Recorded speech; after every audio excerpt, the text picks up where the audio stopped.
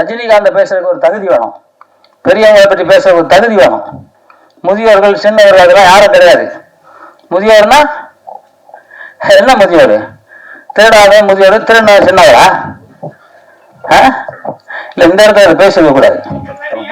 கிழவன் எப்ப சாக வேண்டாம், விலகி கொள்ளுங்கள், இது புரிந்தவர்களுக்கு புரியட்டும், தர்மம் ஜெயிக்கும், ஜெய்ஹிந்த். பேசுறவர் சொன்னாரு, திண்ண எப்போ காலியாகும், அண்ணன் எப்போ சாகும் அப்படின்னு.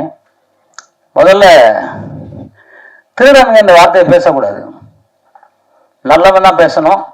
ஆதாரம் எல்லாம் நிரூபிச்சிருக்கோம், நாங்கள் கோர்ட்ல கேஸ் இருக்கு. இந்த இடத்துல பேச நல்லா இருக்காது, அதோட நிறுத்திக்கிறேன். யாரும் சங்கத்தை பற்றி இந்த இடத்துல பேசக்கூடாது. ரஜினிகாந்த் பேசுறதுக்கு ஒரு தகுதி வேணும், பெரியவங்களை பற்றி பேசுறதுக்கு ஒரு தகுதி வேணும். முதியோர்கள் சின்னவர்கள் அதெல்லாம் யாரும் கிடையாது. முதியோர்னா என்ன? முதியோர் திருடாத முதியோர், திருநா சின்னவரா? இல்ல, இந்த இடத்துல பேசவே கூடாது. இப்ப நீங்க பத்திரிக்காரா? உட்கார போற நீங்க பத்திரிக்கா, நான் ஒத்துக்க மாட்டேன். நீங்க உட்காரு, நீ முதல்ல திருடனே இல்ல இல்ல, நீ தேடிட்டு போறியா இல்லையா? நீ தேடிட்டு போறியா இல்லையா? பணத்தை திருடுவே இல்லையா? நான் ஆதாரமா சொல்றேன், எவ்வளவு திருடுவேன் உன் மேல எவ்வளவு கேஸ் இருக்கு, என்னெல்லாம் திருடுறது, எத்தனை கேஸ்? நீ உட்கார போற, நீ பத்திரிகாரன் சொல்லாத, நீ சொல்லக்கூடாது பத்திரிகாரன். பத்திரிகாரன் பேர்லாம் கெட்டு போயிடும். யாரு பத்திரிகாரங்க? பத்திரிகாரன் யாரு? அவங்க அடுத்த நீ யாரு? முதல்ல நீ யாரு பத்திரிகாரன்? நாங்க தான் பத்திரிகாரன் வச்சிருக்கேன், ஆனா பத்திரிகாரர் இல்ல. பத்திரிகாரனா அதுக்கு ஒரு தகுதி இருக்கு, அதை பத்தி பேசுற சங்கத்தை படம் தேடி பண்ண தேடானே.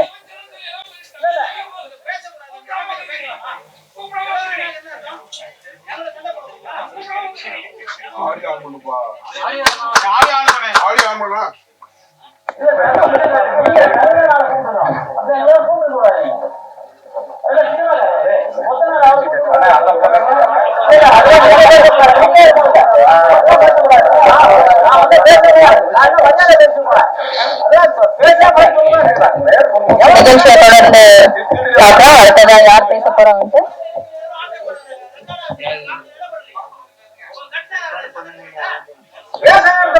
அடுத்ததாக திரைப்படத்தை பற்றி வாழ்த்தி பேசுவதற்கு, டைகர் அப்படின்னாலே ஒரு கம்பீரமான ஒரு விலங்கு. அந்த டைகருக்குண்டான அத்தனை குணங்களுடைய தனக்கே உரித்தா கொண்டிருக்கக்கூடிய டைகர் சக்கரவர்த்தி அவர்களை பேசுமாறு அன்புடன் அழைக்கிறோம். இந்த படத்துக்கு 2 கண்ணுங்க, ஒண்ணு டைகர் சார் தான், இன்னொன்னு சிவானி சார். அதுல ஒருத்தர் வந்து இப்ப பேச வராரு.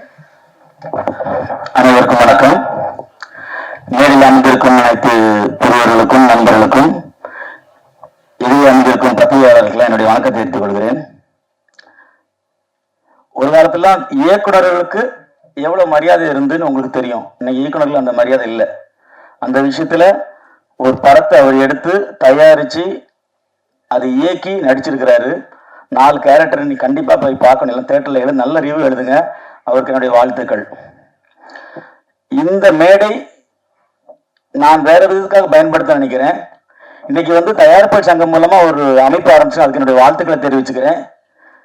அதை தாண்டி இன்னும் பல ஆயிரம் அதாவது தொழிலாளிகள் அங்க இருக்காங்க பெப்சி யூனியன்ல, அவங்களுக்கு எல்லாம் வாழ்வாதாரம் போயிடும். என்ன அப்படின்னு பாத்தீங்கன்னா, தயாரிப்பு சங்கத்துல யாரெல்லாம் உறுப்பினர் அவங்களுக்கு மட்டும் தான் அந்த வாழ்வாதாரம் இருக்கும். கிட்டத்தட்ட 50 ஆண்டு காலம் பழமை சங்கம் அது. தமிழக முதல்வர் அவர்களுக்கும் இந்த சினிமாவில் தான் வந்திருக்காங்க. அவங்கள்ட்டும் சரி, தமிழக துணை முதல்வர் அவர் சினிமாவில் தான் வந்திருக்காங்க. இந்த தொழிலாளர்கள், அதாவது தொழிலாளி இல்லைன்னா முதலாளியே இல்லை. நம்ம பழைய படத்தெல்லாம் பார்த்துருப்போம். ஒரு பண்ணையார் ஒருத்தர் நின்று இருப்பாரு, இந்த பக்கம் ஒரு 10 பேர் உட்காந்துட்டு இருப்பாங்க, ஒருத்தர் கீழே உட்காந்து இருப்பாங்க. அங்கிருந்து ஒருத்தர் நடந்து வந்துட்டே இருப்பாரு. என்ன விஷயம்னு கேட்பாரு. இல்ல தம்பி, 10 ரூபா கூலி கேட்டோம், அதனால என்ன அடிச்சுட்டாங்க அப்படிம்பாங்க. உடனே இந்த பக்கம் பண்ணையார் என்ன சொல்லுவான் அப்படின்னா, கூலிக்கார பயல்க, இவங்களுக்கு யாரா 10 ரூபா கூலி கேட்கணும் அப்படின்னு ஒரு வசனம் இருக்கும். இந்த வசனத்துல வர தம்பி யாருன்னு பாத்தீங்கன்னா, எம்ஜிஆர்ல இருந்து ரஜினி அவர்கள் இருந்து கமல் ஆக்ஷன் ஹீரோ எல்லாம் ராமராஜன் அவர்களையும் அந்த தொழிலாளர்களுக்காக தான் இயங்கி இந்த திரைப்படங்கள் வந்து ஆக்ஷன் ஹீரோவா இருந்திருக்காங்க. ஆனா இன்னைக்கு ஒரு சங்கம் ஆரம்பிக்கப்படும் போது இந்த தொழிலாளர்களே கண்டிப்பா அது கேள்விக்குறியா இருக்கும். தமிழக அரசு இதுக்கு பிரச்சனையை தீர்வு காணணும். அது மட்டும் இல்லாம இந்த தொழிலாளர்களுக்கு ஏதாவது ஒரு நல உதவியை அந்த பிரச்சனை தீர்வு. ஏன்னா நீங்க வந்து பாருங்க, ஒரு ரஜினிகாந்த் அவர்களின் படம் வருதுன்னா ரசிகர்கள் முக்கியமா சந்தோஷப்பட மாட்டான். அந்த யூனியன்ல இருக்கிற பெப்சி யூனியன்ல இருக்கிறவங்க சந்தோஷப்படுவாங்க. என்ன காரணம் அப்படின்னா, 50 நாள் 100 நாள் அந்த வேலை இருக்கும். இப்ப விஜய் அவர்கள் வந்து நடிக்கிறதை விட்டுக்கிட்டு அரசியலுக்கு போயிட்டாங்க. அதனால எவ்வளவு அந்த சங்கத்தை நம்பி இருக்கிற தொழிலாளர்கள் நிறைய பேர் பாதிக்கிறாங்க. தயவு செய்து இதை நீங்க தமிழக முதல்வருக்கு எடுத்துக்கொண்டு அந்த தொழிலாளர்களுக்காக ஒரு கொஞ்சம் குரல் கொடுக்கணும். மேலும் அம்மா அவர்கள் சொன்னாங்க புதியவர்கள்லாம் வரணும் அப்படிங்கிறதுக்காக. நாங்களும் தான் காலம் கட்டதாவது ஒரு பழமொழி சொல்றாங்க, கிழவன் எப்ப சாவான் பின்ன காலி ஆகும். நீ இளைஞர்கள், நாங்க இளைஞர் ஒரு பட்டாளமே இருக்கு. ஒரு கனவு கோட்டையை கட்டிட்டு இளைஞர்கள் இருக்கும். ஒவ்வொரு சங்கங்களும் சரி, ஒவ்வொரு தலைமுறையும் சரி. பாருங்களேன், பாகவதர்னு ஒரு நடிகன் இருந்தாரு, அவர் இடம் விட்டு எம்ஜிஆர் வந்தாரு. எம்ஜிஆர் ஒரு நடிகன் இருந்தாரு, அதை இடம் விட்டு ரஜினி வந்தாரு. இப்ப இடங்கள் விடவே இல்லை. நிறைய இளைஞர்கள் தங்களுடைய திறமையை வச்சு இந்த சினிமால ஜெயிக்கொண்டு வர்றாங்க. அவங்க வழி விடுங்க.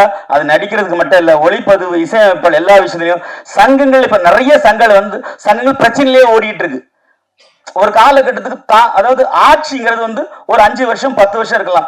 30 வருஷமா ஒருத்தரையே ஆட்சி அதிகம் பண்ற மாதிரி இந்த சங்கங்களை தயவு செய்து முதியோர்கள் தயவு செய்து நான் உங்களுக்கு கெஞ்சி கேட்ட, உங்களால் ஒரு 10 வருஷம் இருந்துட்டீங்க, அதை வழிவிட்டு இளைஞர்களுக்கு கண்டிப்பா அதை செய்யணும். அப்பதான் இளம் தலைமுறைகள் நல்ல படங்கள் கொடுப்பாங்க. ஒரு இளைஞர் லோகேஷ் கனகராஜ் நல்ல படம் கொடுத்தனால தான் உடனே கூப்பிட்டு ரஜினிகாந்த் அவர்கள் அடுத்த படம் கொடுக்குறாங்க. நாயகனும் நாயகம் அழகா இருந்தாதான் படம் ஓடும் அப்படிங்கிற காலத்தை கட்டி கோலமாலு கோகிலான ஒரு படத்தை கொடுத்திருக்காங்க. இப்படி நிறைய இளைஞர்கள் இங்கே இருக்கிறார்கள். அவர்கள் வெளியே வராம இருக்கிறது கார்பரேட். அதுக்கான உதாரணத்தை சொல்லிட்டு நான் விடைகிறேன். இந்த மேடு நிறைய ஒரு பணத்தை கட்ட அடுக்கி ஒரே மனத்துல என்ன அந்த பணம் அவனுக்குன்னு சொல்லுவாங்க. ஒரு மனத்துல என்னணும், பல இளைஞர்கள் ஓடோடி வருவான். அதை என் பணம் என்ன இருக்குது, கடைசியில் எப்படியாவது ஒருத்தன் அது பிறந்திருப்பான், என்னக்கு துடிப்பான். கடைசி 10 நொடி இருக்கும், ஏன்னா 3 தாள் இருக்கும், அதை என்னமோ மணி அடிச்சிருவாங்க. அதான் கார்பரேட். இங்க ஒவ்வொரு இளைஞரும் இந்த கனவு கோட்டையை நோக்கி நகர்ந்து வருகிறான். அந்த நகர்வை தடுப்பது யார்? ஒவ்வொரு சங்கங்கள். சங்கம்னா என்ன? ஒரு கூட்டு முயற்சி. ஒருத்தருக்கு பிரச்சனை, 10 ஆட்டோக்காரங்க உட்கார்ந்து இருப்பான், அவன் ஒரு பிரச்சனை மாப்பிள்ள அடிச்சாட கூப்பிட்டு பிரச்சனையை சால்வ் பண்ண சங்கம்.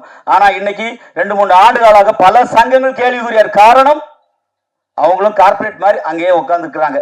நாங்களும் இயங்குகிறோம். கிழவன் எப்ப சாக வேண்டாம், விலகிக் கொள்ளுங்கள். இது புரிந்தவர்களுக்கு புரியட்டும். தர்மம் ஜெயிக்கும். ஜெய்ஹிந்த். Thank you sir, thank you so much. இந்த விழா கட்சி சம்பந்தமானது. இப்போ பேசுகிறவர் சொன்னார், திண்ணை எப்போ காலியாகும், அண்ணன் எப்போ சாவும் அப்படின்னு. முதல்ல திருடனுங்க இந்த வார்த்தையை பேசக்கூடாது. நல்லவன் தான் பேசணும். ஆதாரமாக எல்லாம் நிரூபிச்சிருக்கோம். நாங்கள் கோர்ட்டில் கேஸ் இருக்குது. இந்த இடத்துல பேச நல்லா இருக்காது. அதோட நிறுத்திக்கிறேன். யாரும் சங்கத்தை பற்றி இந்த இடத்துல பேசக்கூடாது. ரஜினிகாந்தை பேசுறதுக்கு ஒரு தகுதி வேணும். பெரியவங்களை பற்றி பேசுறதுக்கு ஒரு தகுதி வேணும். முதியோர்கள், சின்னவர்கள் அதெல்லாம் யாரும் கிடையாது. முதியோர்னா என்ன? முதியோர் திருடாத முதியோர், திருட சின்னவரா? இல்லை, இந்த இடத்துல அதை பேசிருக்க கூடாது. இப்ப நீங்க பத்திரிக்கையாளா? உட்கார போற நீங்க பத்திரிக்கை நான் ஒத்துக்க மாட்டேன். நீங்க உட்காரு. நீ முதல்ல திருடனே இல்ல இல்ல, நீ தேடிட்டு போறியா இல்லையா? நீ தேடிட்டு போறியா இல்லையா? பணத்தை திருடுவே இல்லையா? நான் சொல்றேன், திருடுவேன். உன் மேல கேஸ் இருக்கு. என்னெல்லாம் திருடுறது, எத்தனை கேஸ்? நீ உட்கார போற. நீ பத்திரிகையாளர் சொல்லாத. நீ சொல்லக்கூடாது பத்திரிகையாளர். பத்திரிகையாளர் பேர்லாம் கெட்டு போயிடும். யாரு பத்திரிகையாளர்? பத்திரிகையாளர் யாரு? அவங்க அடுத்த நீ யாரு? முதல்ல நீ யாரு பத்திரிகையாளர்? நாங்க தான் பத்திரிகையாளர் வச்சிருக்கேன். ஆனா பத்திரிகையாளர் இல்ல. பத்திரிகையாளர் அதுக்கு ஒரு தகுதி இருக்கு. அதை பத்தி பேசுறது நீ யாரு? முதல்ல தேட சங்கத்தை பணத்தை தேடி பண்ண தேட. நீ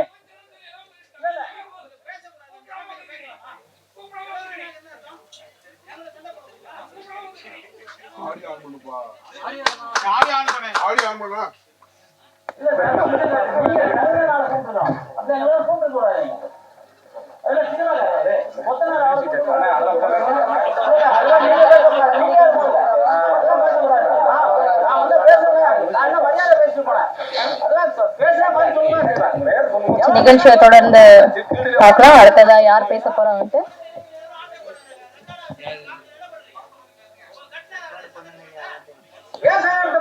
அடுத்ததாக கட்ஸ் திரைப்படத்தை பற்றி வாழ்த்தி பேசுவதற்காக கில்ட் உறுப்பினர் திரு சங்கர் அவர்களும் மேடைக்கு வருமாறு அன்புடன் அழைக்கிறோம்.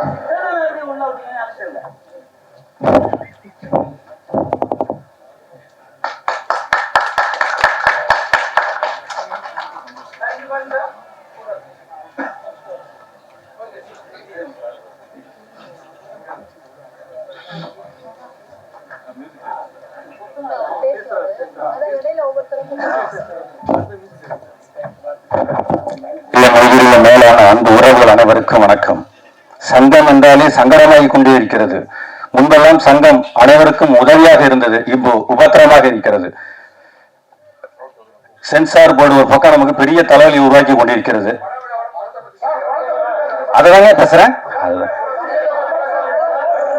நான் வந்துட்டேன், மகிழ்ச்சி. இந்த படம் சென்சார் போர்டு, அதாவது என்னன்னா ஒரு படத்தை எடுக்கிறதுக்கு இன்னைக்கு நமக்கு வந்து பெரிய ஒரு ஒரு நம்ம இயக்குனர் மதிப்பிற்குரிய அன்பு சகோதரர் அம்மா சொல்லும் போது உள்ள இருந்து அப்படியே பொங்கி கண்ணுல இருந்து நீர் வடியுது. அவர் அவ்வளவு அடி. ஏன்னா எல்லாருக்கும் கை கொடுத்து தூக்கத்துக்கு ஆள் இருக்கு. ஏவிஎம் நிறுவனம், நீங்க பல நிறுவனங்கள் இருக்கு. ஆனா ஐயா, நான் அன்பு சகோதரன் சிவா நீங்க செந்தில் சொன்ன மாதிரி அவர் வந்து பாத்தீங்கன்னா அவரா கைய ஊனி, அவரா எழுந்து, அவரா கொஞ்சம் கொஞ்சமா நடந்து சேரு சகதி அடி உத வெட்டு குத்து எல்லாத்தையும் அவமானங்களை சந்திச்சு இன்னைக்கு வெற்றி நடைபெற்று இன்னைக்கு வந்து நிக்கிறார். ஐயா, கள்ளக்குறிச்சி மாவட்டம் இந்த கட்சியுடைய போஸ்டர் விளம்பரங்கள் எல்லாம் நான் பாத்துக்கிறேன். என்னுடைய செலவை நான் பண்ணிக்கிறேன், அது நானே செய்யறேன். எனக்கு அது பெருமையானா என் நண்பன் சக்கரவர்த்தி, டைகர் சக்கரவர்த்தி, எங்கள் அண்ணன் துரையண்ணன் அவர்கள் அவங்க இருக்காங்க. எங்களால என்ன முடியுமோ அந்த உதவியை நான் செஞ்சு கொடுத்துட்றேன், கட்டாயம்.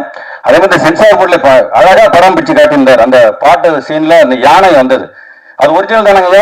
ஆமா, இந்த ஒரிஜினல் இருந்த வரைக்கும் உண்மை இருந்தது. ஐயா, புரட்சி தலைவர் எம்ஜிஆர் அவர்கள் புலியோட சிங்கத்தோட சண்டை போட்டார், கேப்டன் போட்டார். ஆனா இன்னைக்கு நாங்க எல்லாமே கிராபிக்ஸ் கூட போட வேண்டியதா இருக்கு. கார்பரேட் சொன்னார் இல்லைங்களா? இன்னைக்கு கார்பரேட், நான் இன்னைக்கு ஒரு நாய்க்குட்டியை வளர்த்து, அந்த நாய்க்குட்டியை 3 மாசம் வளர்த்தனா அந்த நாய்க்குட்டி வச்சு படம் எடுத்தா எனக்கு செலவு கிடையாது, உணவு மட்டும்தான். ஆனா கிராபிக்ஸை கொண்டு வந்துட்டாங்க, பல கோடி எங்களுக்கு லாஸ் ஆகிட்டு இருக்கு. அதுல நீங்க பல லட்சங்களை இழக்கிறோம் நாங்க. கிராபிக்ஸ் இதெல்லாம் இந்த கார்பரேட்டுக்காக தான் இந்த சென்சாரே வந்ததான் நாங்க நினைக்கிறோம். அவ்வளவு வலியும் வேதனையுமா இருக்கு. அதே மாதிரி திரைப்படங்கள், அண்ணனோட சொல்லிட்டு போனாரு, திரைப்படங்களே ஒரு படத்தை நாங்க ரிலீஸ் பண்றோம்னா ஒரு சின்ன பட்ஜெட் படம் கொண்டு வர முடியல, திரைக்குள்ள கொண்டு வர முடியல. நான் என்ன சொல்றேன், எங்களுடைய மாண்புமிகு முதலமைச்சர் அவர்களுக்கு அவருடைய கவனத்துக்கு நாங்க கொண்டு போறோம். எங்களுக்கு ஒரு 100 தியேட்டர் கட்டி கொடுங்க.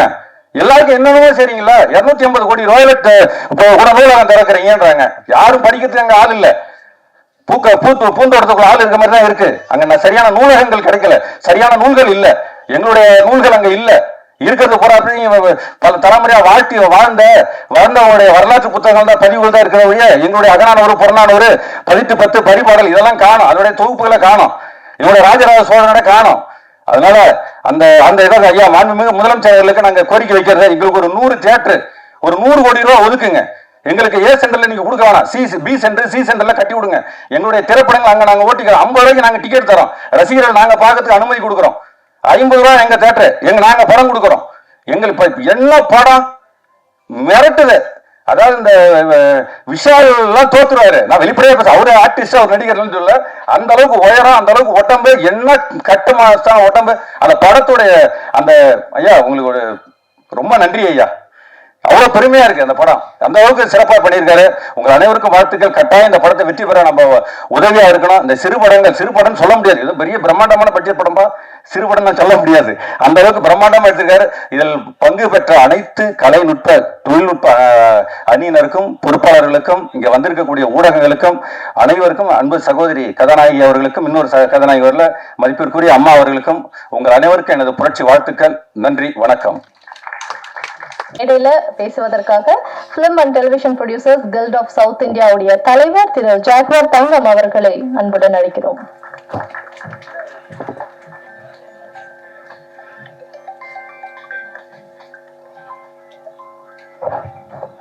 வந்திருக்கும் அனைவருக்கும் வணக்கம்.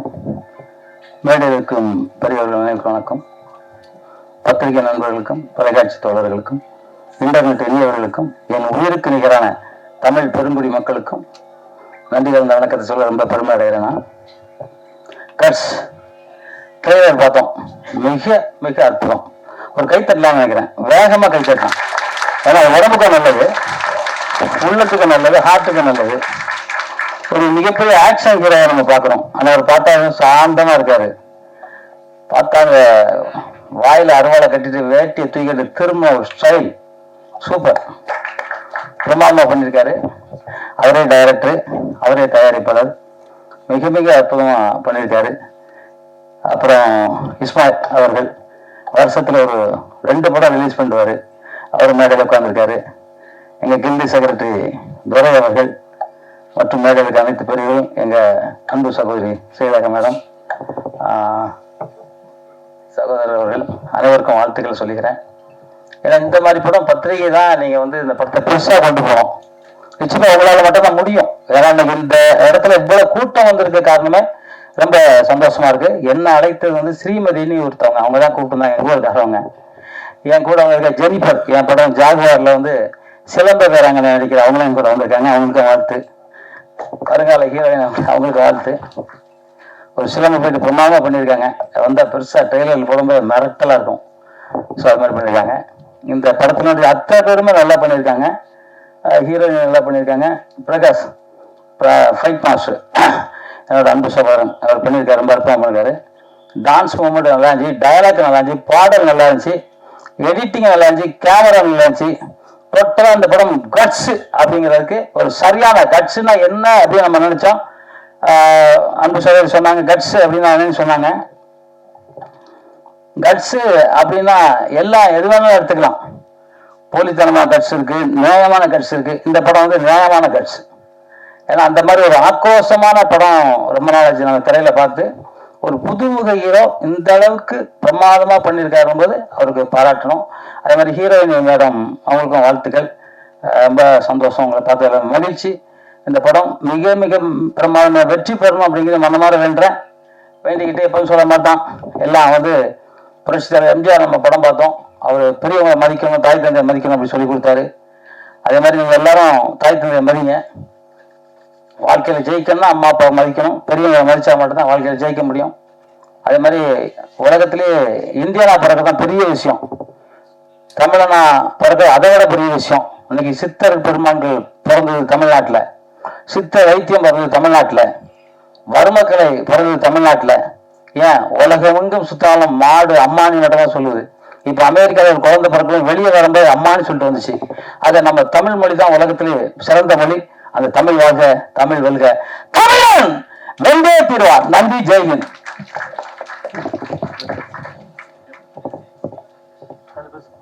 Thank you sir.